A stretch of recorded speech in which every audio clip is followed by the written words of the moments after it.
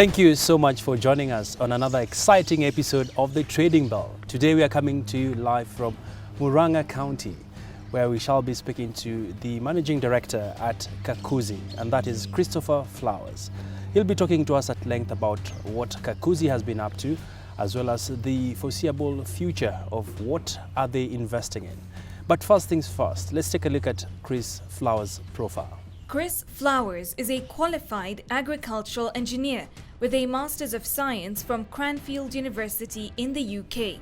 He has over 25 years of experience in the tea and forestry sector, covering Kenya, Tanzania, Uganda and Malawi. More recently, Chris has been involved with the development of Kakuzi's macadamia and avocado business, which has now grown to be one of East Africa's leading producers. Chris joined Kakuzi Plc in 2013 as the managing director.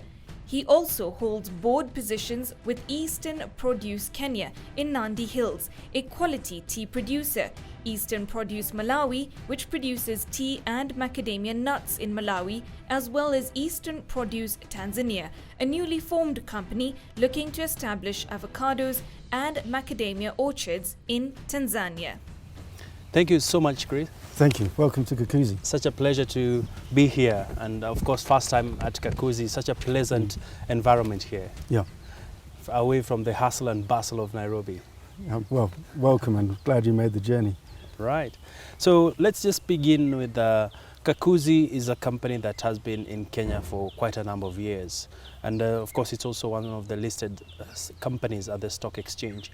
Just walk us through what Kakuzi is all about, and of course looking at the agricultural space, what has been the journey like? Okay, I mean, Kakuzi has a long history. Originally, in the early 1900s, Kakuzi Fiberlands was established as a sisal producer, and then there was a transformation into coffee. And the modern day Kakuzi really dates back to the 1960s, and about 25-30 years ago, a decision was really made to diversify Kakuzi out of coffee and tea into other crops, and that process created an exploration into avocados, more recently macadamias, cattle production, forestry, pineapples, arable farming, and where we are with a very new experiment in blueberry production as well. All right. And why the name Kakuzi? Is it a meaning for something? I've tried checking my Swahili. I can't get No, it. it's not. It's a historical name related to this area. I'm also trying to search for some background on where the name comes from. All right, all right. So Chris, let's drive the conversation forward. Looking at the portfolios that you handle at Kakuzi, just unpack this for us by just walking us through how have the various portfolios been performing on an agricultural perspective. Thanks. Yeah, I mean, diversification is key to success as far as we as Kakuzi are concerned, and we focus on a number of core crops. So avocados is the crop that really everybody's talking about, and Kakuzi undertook its first exports in around about 1999. Obviously, with any commodity, you have your good years and your bad years. So our objective has been to make sure we've got sufficient agricultural diversity that if one crop has a bad year, it's bolstered by the successes of another crop. So avocados, we then also moved into macadamias, and then our forestry products are obviously here for poles and for timber, and our beef products as well, which has been mainly beef into Nairobi, but over the last 3 years we've established our own butchery here on the main highway, and so we're able to sell directly to the consumer. All of this requires an intimate knowledge of your markets. It's okay to produce an avocado or a macadamia, but if you don't have a long-term view about developing market relationships, it's actually much more complex to sell those products in the manner and get the price that you want. And I think that's a key message for us as avocado producers and macadamia producers. It's a long-term goal. It's a long-term business. Market relationships are key, and not just producing a fruit or a nut that's of the right quality to get into an export market, but actually ticking all the boxes that your customers in those markets want from you takes a lot of work. Speaking about the export market, it has been very volatile for a couple of years now, especially for East Africa. Yeah. How has the impact been, especially for agro producers like yourselves, and what do you see in 2020? Yeah, I mean, the volatility is not going to go away. Avocados in 2019 was a much better year than in 2018. It was a completely reverse position. 2018 was very difficult. 2019 was probably one of the best avocado markets that East Africa has seen in its history. I think we've got to take a cautious approach to what 2020 looks like for avocado pricing. There's a lot of speculation that production from traditional producers is going to be much higher than it was last year, and that will have a downward price pressure.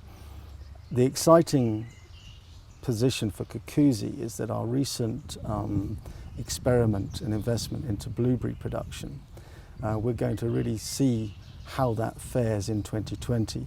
We're expecting those fruits to be ready around about the third quarter, and putting that into the export markets and seeing how it fares in terms of arrival, quality arrival, and obviously our financial returns from that is going to be something we see here very much towards the end of the year.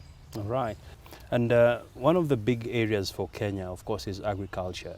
And this is captured in the President's Big Four agenda and around food security. Yeah. We've seen the President really being keen on growing the value addition narrative. He's also been able to do a lot of visits to countries where he's struck some bilateral partnerships where Kenya can be able to export some of our key products. And one of the products that is on the front line for some good markets is avocado. From a food security perspective, how is Kakuzi aligning itself, especially in terms of taking up the opportunities that the government is presenting? We've got a number of strategies. In terms of food security, we have obviously our beef production, which we've been doing for many years. Our arable operations are now producing good quality animal feed, specifically for our surrounding community, tend to be buying our hay and our oat products. And then what we're hoping is that our blueberry production will also come into local consumption trends as well. We were very pleasantly surprised when we initially put our blueberries into Nairobi supermarkets, and the consumption was taken up.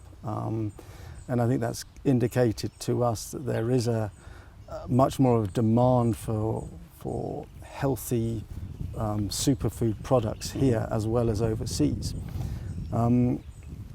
Our smallholder investments are also very much paying off. We've got about 2,000 avocado smallholders.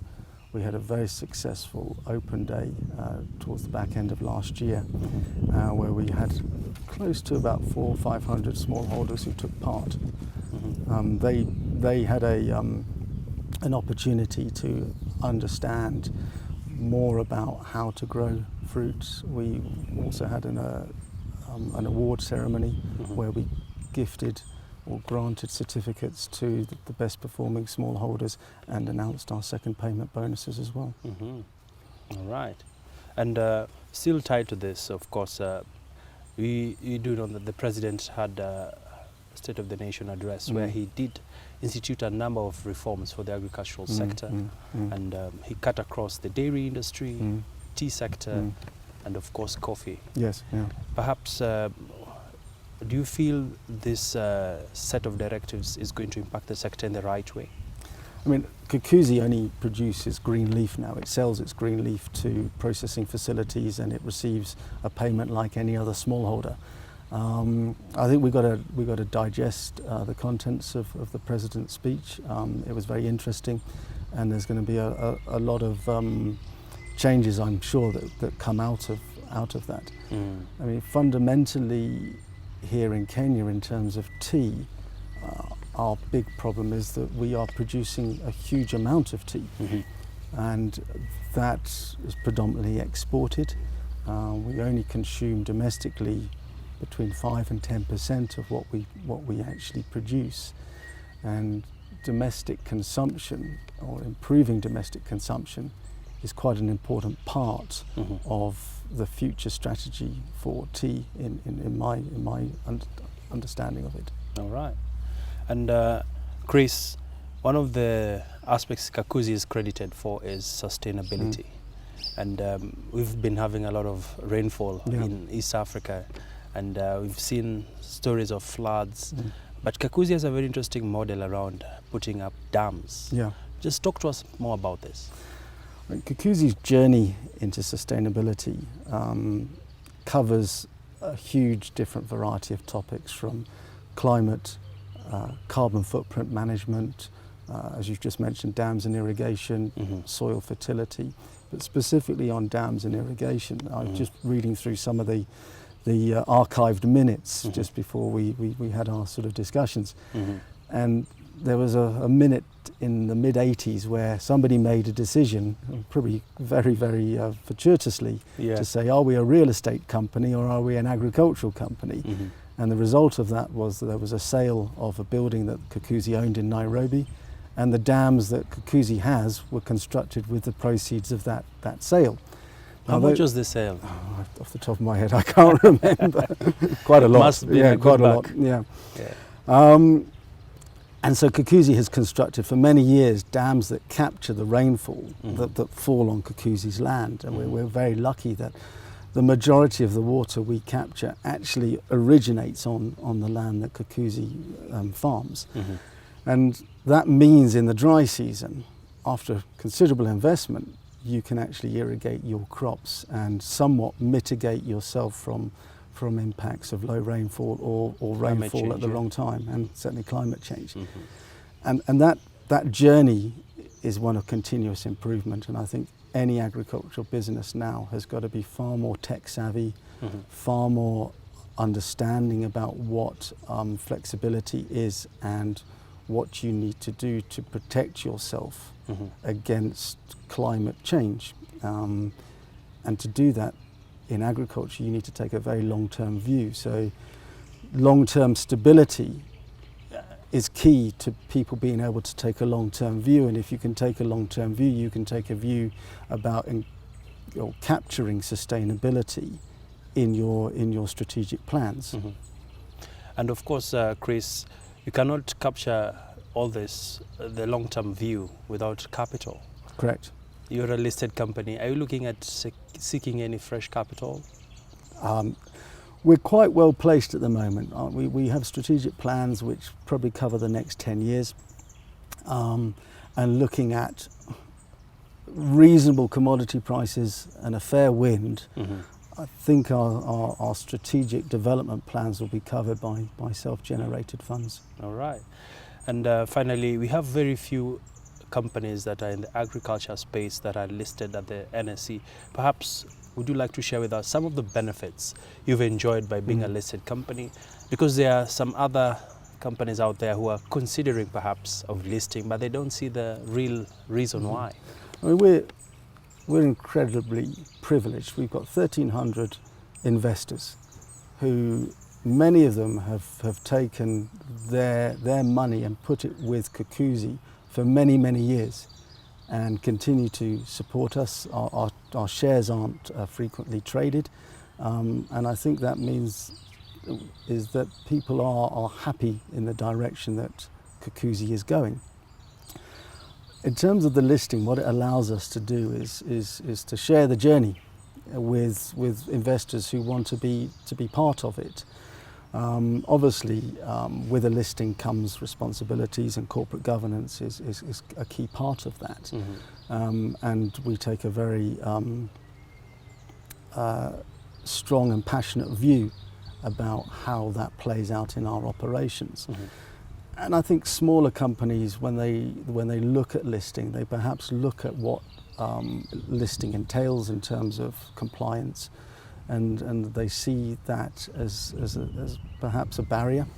And as we go forward, it should be an opportunity to all of us to try and encourage more listings, and maybe we've got to look at methods of allowing smaller companies to be scrutinised correctly, but perhaps in a slightly different way.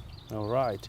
I just want to get your closing thoughts, especially in terms of where do you see Kakuzi in the next 5-10 years from now, in light of the new bug that has seemingly beat a good number of Kenyans who are considering going into agriculture.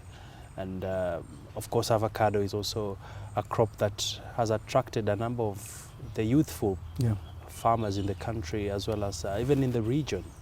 What do you see, especially for that crop, now that there's a overwhelmingly interest around it? I think it's got a huge potential. I think you have to make sure that there's a number of fundamentals that you're following. Not putting all your eggs in one basket is a key message.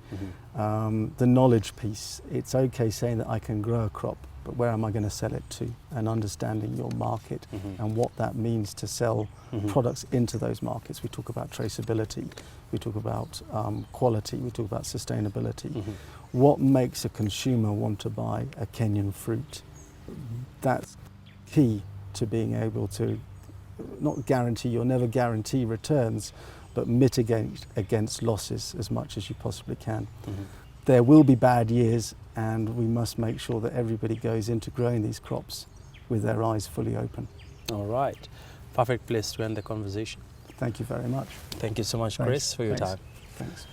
Well, we've been speaking there to Christopher Flowers, who is the Chief Executive Officer of Kakuzi, and he's quite optimistic of the agricultural boom in the region, and especially in Kenya. But for agriculture to thrive, he's keen on around precision. It cannot be business as usual. Agriculture needs to be precise, and you have to also look at the long-term plans so that it is sustainable.